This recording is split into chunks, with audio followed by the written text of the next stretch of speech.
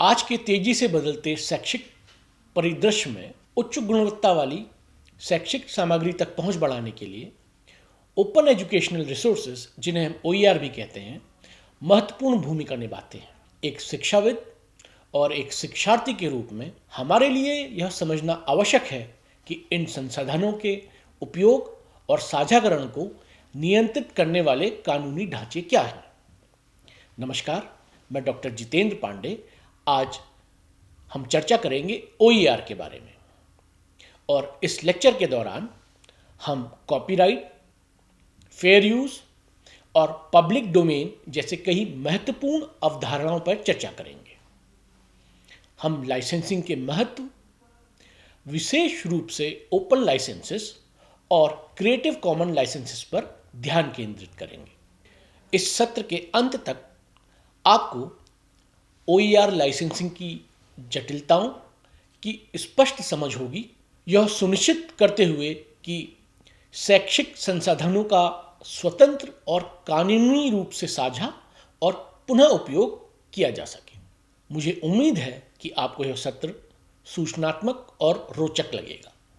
Open educational resources या OER वे teaching, learning और research material हैं जो पब्लिक डोमेन में स्वतंत्र रूप से उपलब्ध हैं या जिन्हें एक ओपन लाइसेंस के तहत जारी किया गया है, जो बिना किसी लागत के अन्य लोगों द्वारा उपयोग, रूपांतरण और पुनः वितरण की अनुमति देता है। इसमें पाठ्यपुस्तकें और पाठ्य सामग्री से लेकर क्विज, मल्टीमीडिया और संपूर्ण पाठ्यक्रम तक की एक विस्तृत श्रृंखला शामिल है। OER को समझने के लिए डेविड विली द्वारा प्रस्तुत 5R सिद्धांत को समझते हैं। यह सिद्धांत OER के संदर्भ में उपयोगकर्ताओं के अधिकारों पर जोर देते हैं। आइए इन सिद्धांतों को संक्षेप में देखें। ये सिद्धांत OER के संदर्भ में उपयोगकर्ताओं के अधिकारों पर जोर देते हैं। आइए इन सिद्धांतों को संक्षेप में देखें। पहला R है रिटेन, सामग्री की प्रतियां बनाने, रखने और नियंत्रित करने का अधिकार। इसका मतलब है कि आप सामग्री को डाउनलोड, डुप्लीकेट, संग्रहित और प्रबंधित कर सकते हैं। दूसरा R है रीयूज, सामग्री का व्यापक रूप से उपयोग करने का अधिकार। उदाहरण के लिए आप इसे कक्षा में, अध्ययन समूह में, वेबसाइट पर या वीडियो में उपयोग कर सकते हैं। तीसरा R है रिवाइज, सामग्री को अनुकूलित करना, समायोजित करना, संशोधित करना या बदलने का अधिकार। आप सामग्री को दूसरी भाषा में अनुवाद कर सकते हैं या पाठ्यपुस्तक को अपनी आवश्यकताओं के अनुसार बदल सकते हैं। चौथा R है रिमिक्स, मूल या संशोधित सामग्री को अन्य ओपन सामग्री के साथ मिलाकर कुछ नया बनाने का अधिकार। आप विभिन्न ओपन संसाधनों को मिलाकर एक नया पाठ्यक्रम बना सकते हैं। और अंतिम R है रीडिस्ट्रीब्यूट, मूल सामग्री, आपके संशोधन या आपके रिमिक्स की प्रतियां दूसरों के साथ साझा करने का अधिकार। यह ऑनलाइन सामग्री पोस्ट करने या किसी मित्र को प्रतिलिपि देकर किया जा सकता है। आइए अब जानते हैं कॉपीराइट क्या है। कॉपीराइट एक प्रकार का कानूनी संरक्षण है जो मूल लेखन के कार्य के लेखकों को प्रदान किया जाता है, जिसमें साहित्यिक, नाटकीय, संगीतीय तथा अन्य बौद्धिक कार्य शामिल होते हैं। यह रचनाकार को उनके कार्य का उपयोग, वितरण और संशोधन करने का विशेष अधिकार देता है। अब जानते हैं फेयर यूज के बारे में। फेयर यूज एक सिद्धांत है जो बिना अनुमति के कॉपीराइट सामग्री का सीमित उपयोग करने की अनुमति देता है।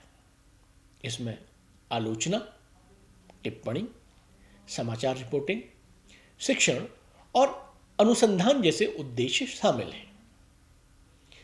फेयर यूज का निर्धारण करने में विचार किए गए कारकों में उपयोग का उद्देश्य और चरित्र, कॉपीराइट कार्य का स्वभाव, उपयोग की गई मात्रा और मूल कार्य के बाजार पर प्रभाव शामिल है।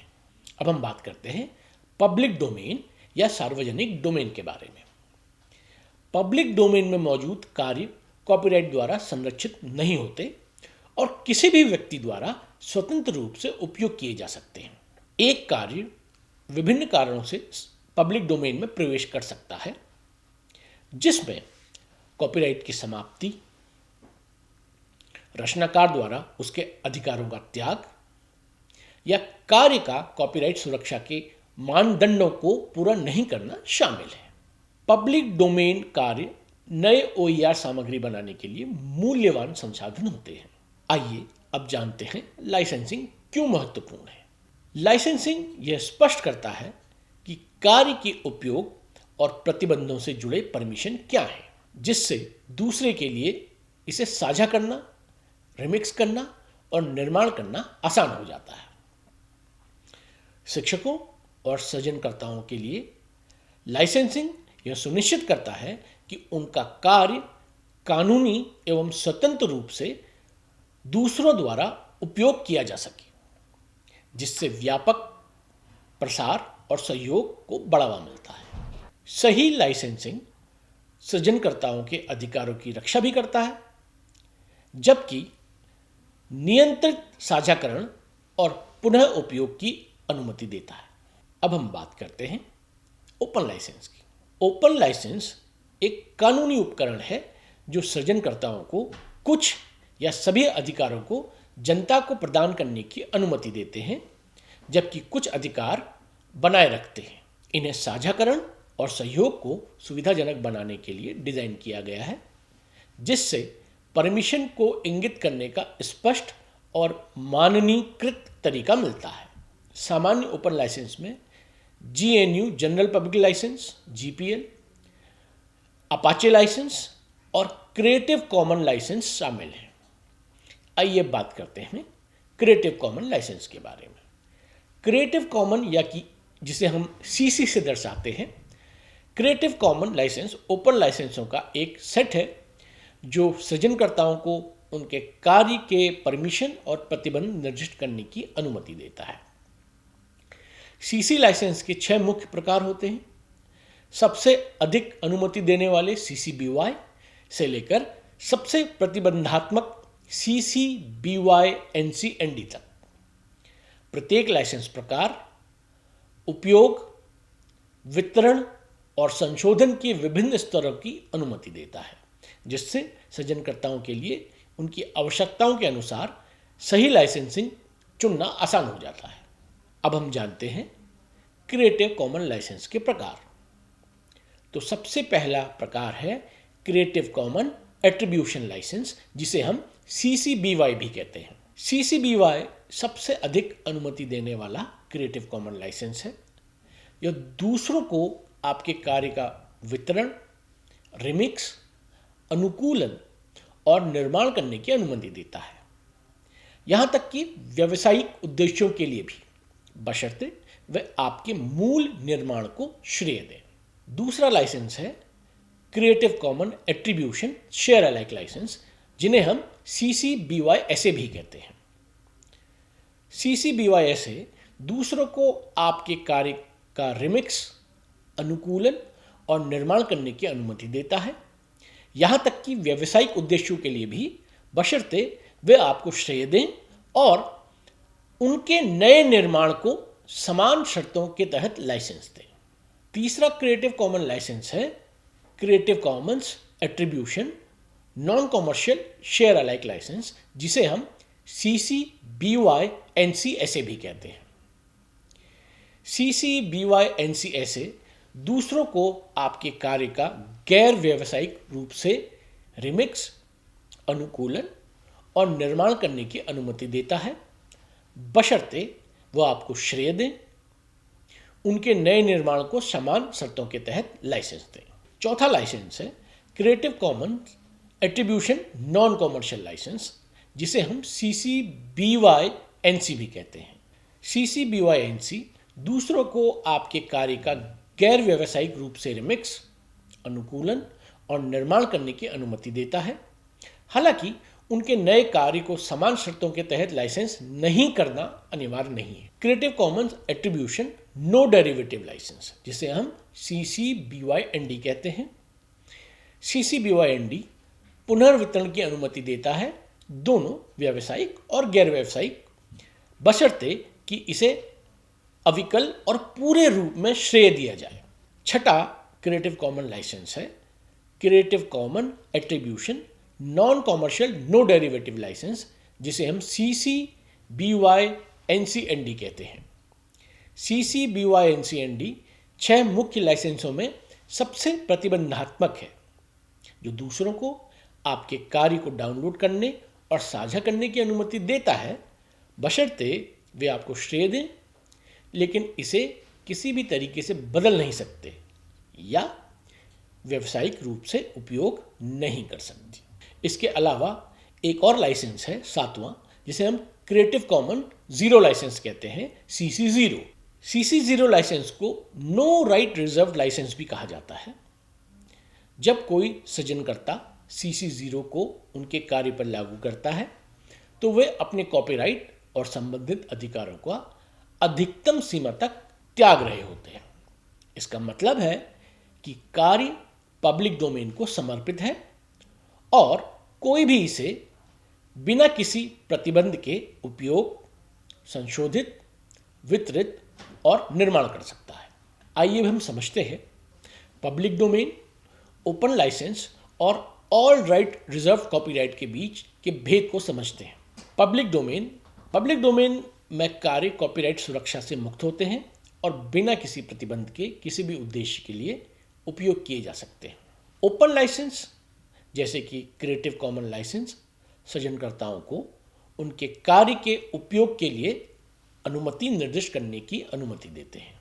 ये लाइसेंस दूसरों को कार्य का उपयोग, संशोधन और साझा करने की अनुमति देते हैं, जिससे सहयोग को प्रोत्साहन मिलता है, जबकि कुछ सृजनकर्ता अधिकारों की रक्षा होती है।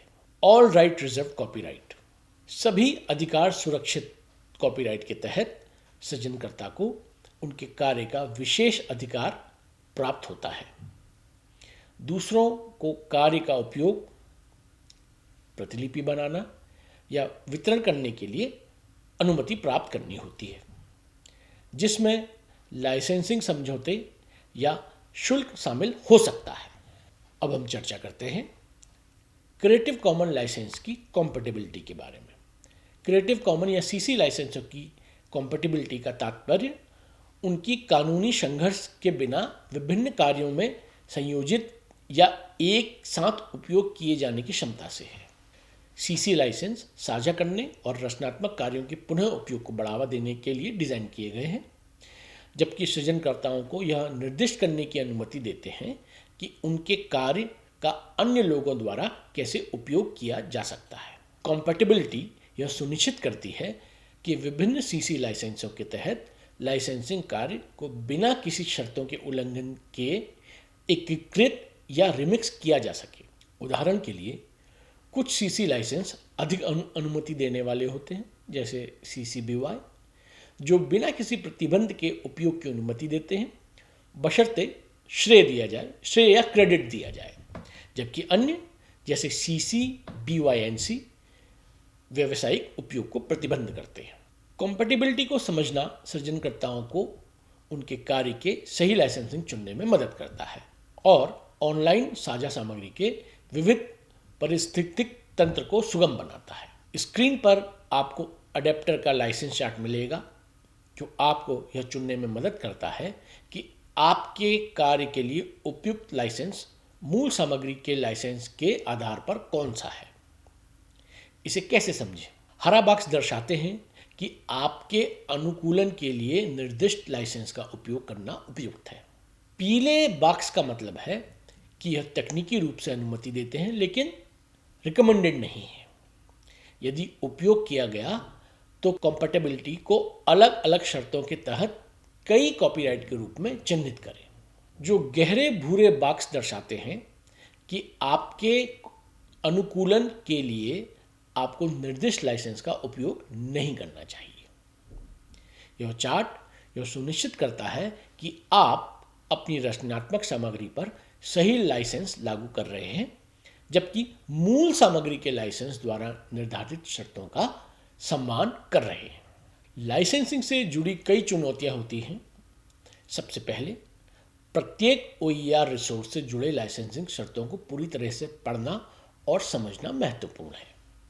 यह सुनिश्चित करता है कि सामग्री का उपयोग कैसे किया जा सकता है, इस बारे में स्पष्टता और अनुपालन हो। इसके अतिरिक्त विभिन्न स्रोतों से सामग्री को एकीकृत या रिमिक्स करते समय उत्पन्न होने वाले किसी भी लाइसेंसिंग संघर्ष के लिए सतर्क रहना चाहिए। सही क्रेडिट देना भी आवश्यक पहलू है, जिससे लाइसेंसिंग द्वारा आवश्यकता अनुसार मूल सृजनकर्ताओं को श्रेय दिया जा सके।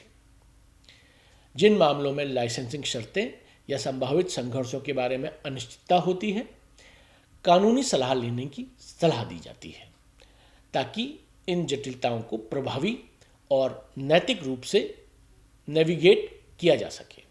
ये प्रथाएं OER समुदाय के भीतर खुलापन और वैधता के सिद्धांतों को बनाए रखती हैं। अब हम समझते हैं उद्धरण और श्रेय के बीच के अंतर को।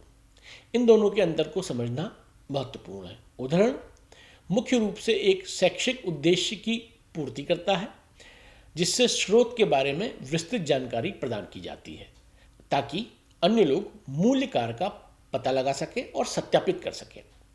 इसमें आमतौर पर लेखक, शीर्षक और प्रकाशन तिथि जैसी जानकारी शामिल होती है, लेकिन इसमें आमतौर पर लाइसेंसिंग जानकारी शामिल नहीं होती।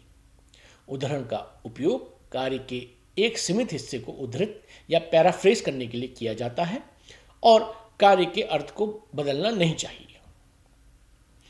विभिन्न उद्धरण शैलियाँ जैसे APA और शिकागो व्यापक रूप से उपयोग की जाती हैं और उद्धृत सिद्धांतों को आमतौर पर एक दस्तावेज के अंत में संदर्भ खंड या रेफरेंस में सूचीबद्ध किया जाता है। अब बात करते हैं श्रेय की। श्रेय कानूनी उद्देश्य की पूर्ति करता है, कार्य के मूल सृजनकर्ता को पहचानता है और अक्सर लाइसेंसिंग जानकारी शामिल करता है। श्रेय की आवश्यकता तब होती है जब कार्य का कोई भी हिस्सा उद्धृत या पैराफ्रेज किया जाता है और फेयर यूज के तहत या अधिकांश क्रिएटिव कॉमन लाइसेंसों द्वारा प्रदान की गई अनुमतियों के साथ परिवर्तनों को शामिल कर सकता है। उद्धरण के विपरीत श्रेय कथन आमतौर पर उपयोग किए गए कार्य के पास रखा जाता है, जैसे एक फिगर के नीचे। जबकि उद्धरण शैलियाँ अच्छी तरह से स्थापित हैं, श्रेय प्रथाएं अभी उभर रही हैं, हालांकि कुछ सर्वोत्तम प्रथाएं परिभाषित की गई हैं। धन्यवाद।